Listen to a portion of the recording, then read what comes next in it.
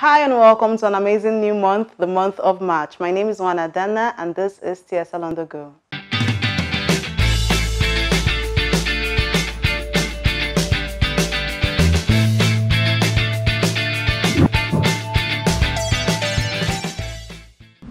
On the news stories for the week, petrol scarcity persists as DPR threatens to sanction marketers.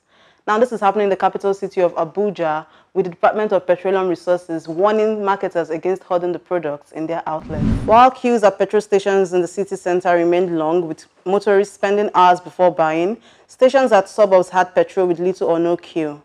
Prices were, however, higher outside the city center, with most selling at 170 naira per litre. Stations in the city sold at 167 naira per litre. Earlier, the DPR, in a statement issued by Mr. Paul Osu, the head of public affairs, warned marketers to desist from hoarding the product. Moving on, Senate bans pedophiles, rapists from working with children. On Tuesday, the Senate approved an amendment of the Child Rights Act of 2003, banning people convicted of sexual offenses from working with children. This followed the representation of the report by the chairperson, Senate Committee on Women's Affairs, Senator Betty Apiafi, during plenary. The lawmaker noted that the amendments would further protect Nigerian child against any form of sexual violence and abuse in the hands of caregivers and others. The Senate on Tuesday also passed the Older Persons' Rights and Privileges Bill 2020, aimed at addressing the social and economic challenges triggered by aging and the need for governments to formulate policies that would incorporate the elderly and cater for their well-being. Moving on to insecurity in Nigeria, Buhari declares Zamfara a no-fly zone, restates ban on mining activities in the state.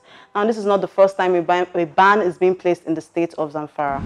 A no-fly zone, also known as a no-flight zone or air exclusion zone, is a territory or area established by a military power over which certain aircraft are not permitted to fly. Such zones are usually set up in an enemy power's territory during a conflict, similar in concept to the areal demilitarized.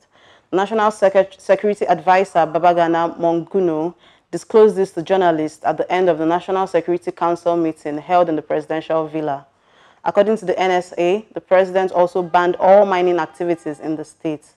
He had announced a similar ban in 2019. He said the ban is to curb the rising insecurity in Nigeria. The last news story for today, first COVAX vaccines arrive in Nigeria. Nigeria has received her first batch of the COVID-19 vaccine. A flight carrying 3.94 million doses of the vaccine developed by the University of Oxford and drug maker AstraZeneca arrived shortly before noon on Tuesday at the Nnamdi Azikiwe International Airport in the capital, Abuja. Made by the Serum Institute of India, these are the first of 16 million jabs that the COVID-19 Vaccines Global Access Facility, COVAX, plans to deliver over the coming months to Nigeria, the continent's most populous country with some 200 million people. Healthcare and frontline workers will be the first to be inoculated later this week. That'll be all for today on TSL on the Go. Thank you so much for watching. I'm Nwana Danna. Do well to follow us on all our socials at TSL Nigeria TV. Subscribe to our YouTube channel at TSL Nigeria TV. Thank you so much and see you next time. Stay connected to TSL Nigeria and get updates on the go all day, every day.